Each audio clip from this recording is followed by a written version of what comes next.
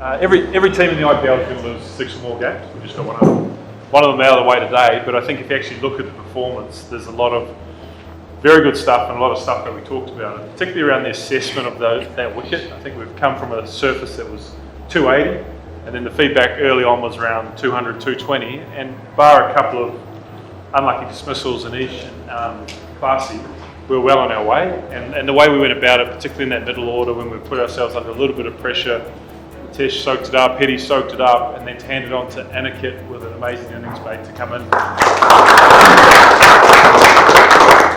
do what you did in that situation, to understand that you could still play your style of game, still knew you could take those bowlers on. That was very commendable. Paddy complimented as well, and we got to a score 190, which I think was competitive, but we also know that we go to Vizag, completely different conditions, completely different ground size, and we're going to have to build maybe a slightly different plan to what we do here. Our style will still remain the same, but the questions we ask ourselves will just be a little bit different. So quick learnings from the game is around the intent was perfect, and we just find a couple more ways with the ball and understand when a batsman's in that form, we're just going to have to jump into a few different things. Just before I hand on, Paddy, anything for you on top of that?